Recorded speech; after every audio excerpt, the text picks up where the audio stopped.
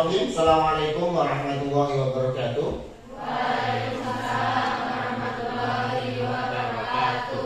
Alhamdulillahirabbil alamin. Hari ini kita bisa berjumpa kembali dalam ruangan teater SMK Negeri 4 Surakarta dalam keadaan sehat walafiat, tidak kurang suatu apapun akan semuanya. Dalam tentu saja bersama Pak Andi dalam pembelajaran pendidikan agama Islam. Gimana kabarnya anak-anak? Alhamdulillah.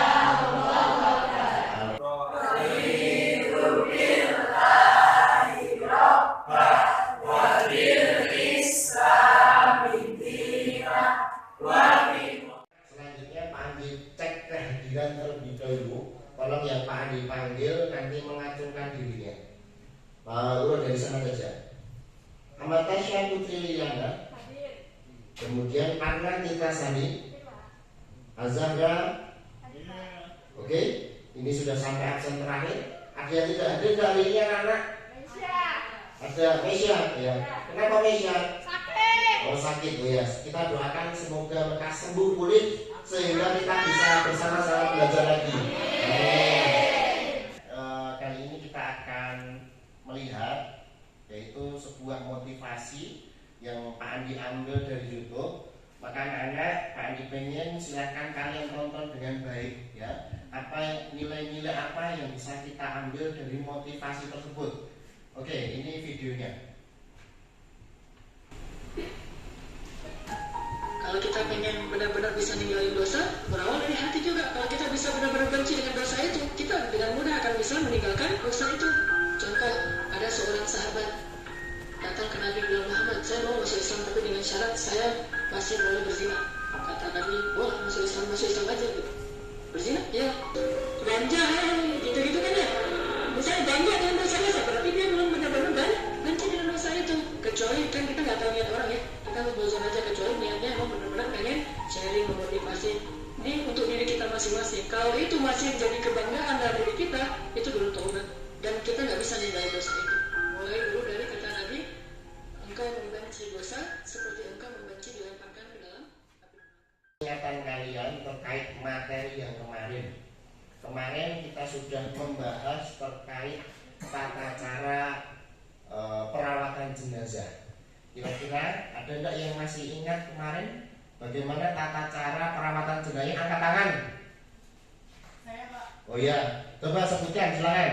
Tata cara perawatan jenazah gimana? Tata cara merawat jenazah itu ada 4. Yang pertama itu memandikan jenazah, yang kedua mengafani jenazah, yang ketiga menyolati jenazah, yang keempat menguburkan jenazah. Oh iya, betul sekali. Beri terus dulu. Oke, kemudian kemarin juga sudah kita jelaskan bagaimana hukum terkait tata cara sholat jenazah. Ada yang masih ingat tidak? Ya, angkat tangan dulu, silakan sambil berdiri, Nak. Hukum salat jenazah adalah fardu kifayah. Fardu kifayah adalah apabila ada yang salah satu yang melakukan maka tidak berdosa. Tapi jika tidak ada satu pun yang melaksanakan maka semua berdosa. Oke, betul sekali, tepuk tangan dulu.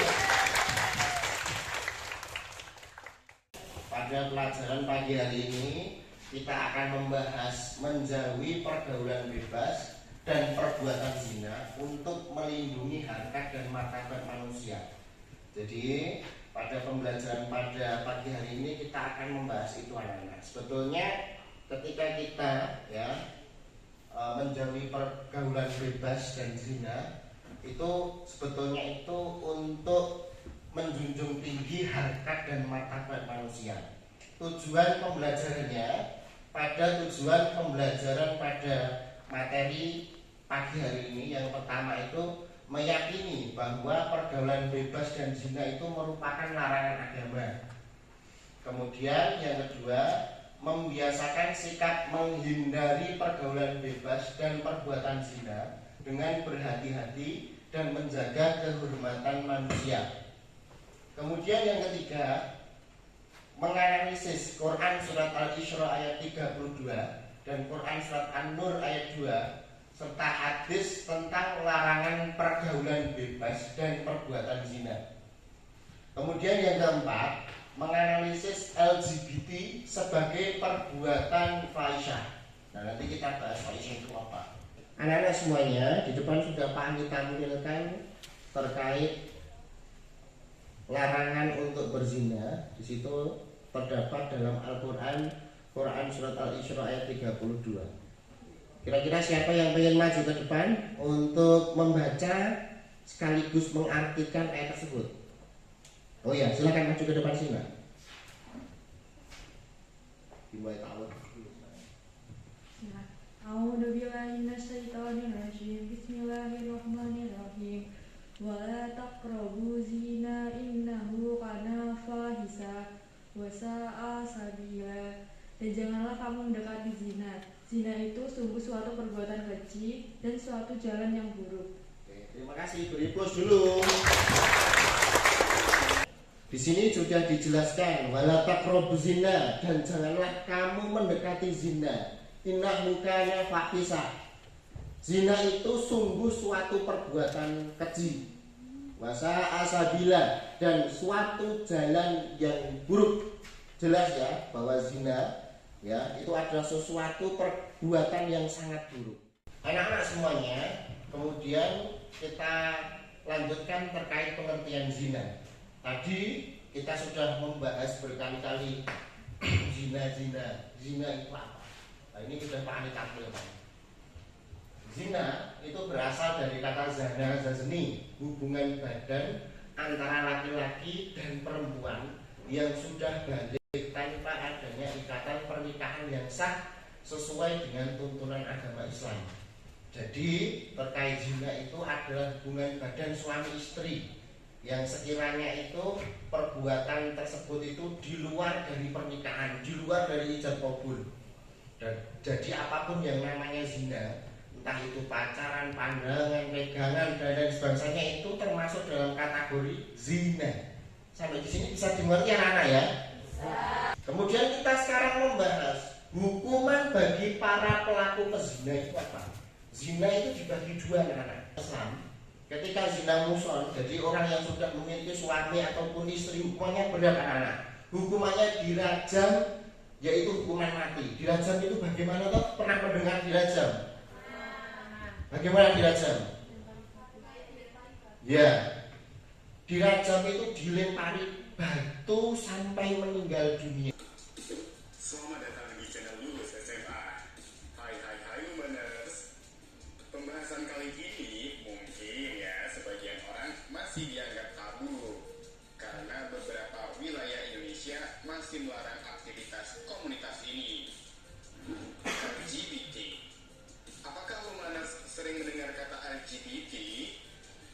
LGBT merupakan akronim atau singkatan dari kata lesbian, gay, biseksual, dan transgender. Silakan. Jadi kalau menurut saya itu LGBT di Indonesia itu lumayan besar ya, soalnya 3% dari penduduk Indonesia. Dan menurut saya LGBT itu memang salah sih. Untuk negara kita aja udah salah, di agama juga salah. Ya.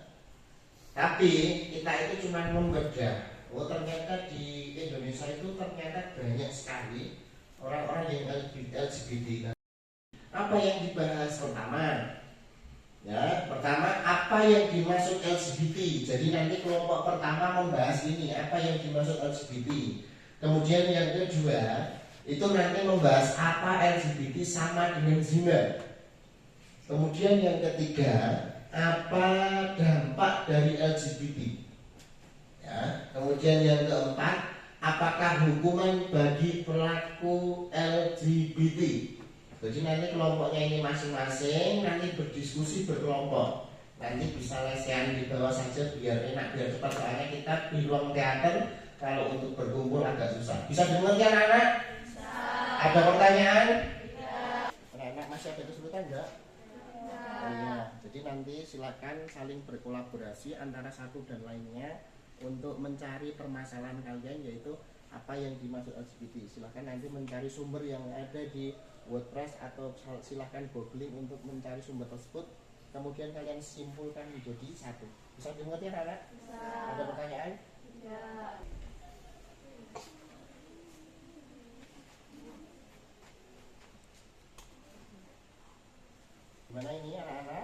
permasalahan terkait materi kalian? Ya, jadi nanti silakan dibahas terkait apakah LGBT sama dengan zina. Silakan untuk kelompok 2 berkolaborasi dengan satu dan lainnya. Kira-kira sudah semua ya? Sudah selesai semua ya anak-anak?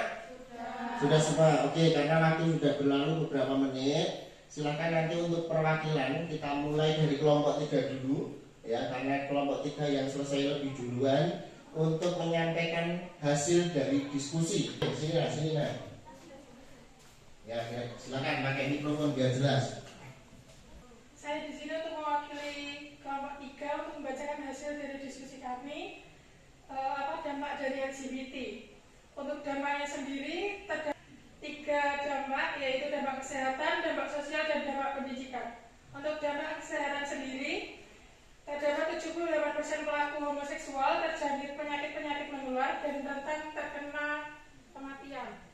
Dampak sosial, seorang gay yang sulit mendapatkan ketenangan hidup karena selalu berganti-ganti pasangan. Untuk dampak pendidikan, penelitian membuktikan bahwa pasangan homo menghadapi permasalahan putus sekolah 5 kali lebih besar daripada siswa normal karena mereka merasakan ketidakamanan dan 28% dari mereka dipaksa meninggalkan sekolah. Oke, untuk kelompok 2 bertanya, silakan.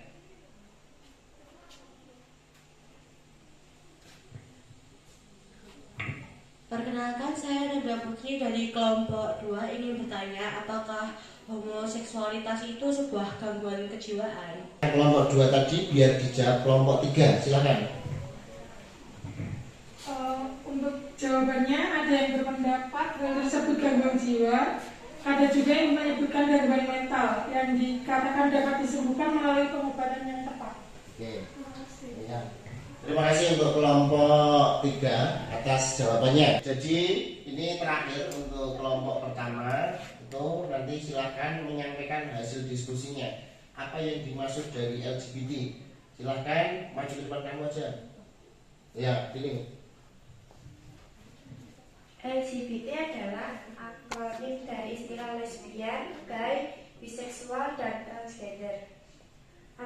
Akronim LGBT mengacu pada orientasi seksual tertentu, sementara itu akronim T mengacu pada identitas gender atau individu. Oh ya, terima kasih, beri aplaus dulu ya. Ada komentar untuk kelompok pertama, untuk kelompok 2 silakan untuk berkomentar. Baik, saya akan bertanya untuk kelompok 1, apakah menjadi gay normal? Ya, silakan.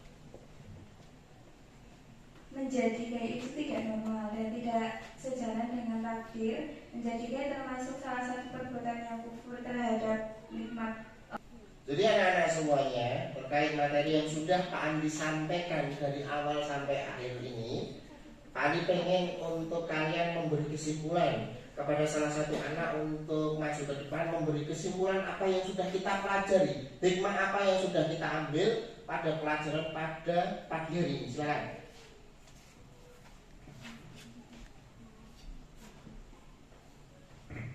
Jadi kesimpulan dari materinya adalah LGBTQ+ itu adalah kelakuan yang menyimpang ya, tidak dibolehkan dalam agama dan sampai sekarang seharusnya tidak boleh dinormalkan. Sudah sekian. Ya, terima kasih, beri aplaus dulu. Dengan doa Fatul Majlis kita berdoa bersama-sama. Subhanakallahumma wa bihamdika asyhadu an la ilaha illa anta astaghfiruka wa atubu ilaik. Alhamdulillahirabbil alamin. Kita lanjutkan pertemuan selanjutnya di minggu depan. Assalamualaikum warahmatullahi wabarakatuh.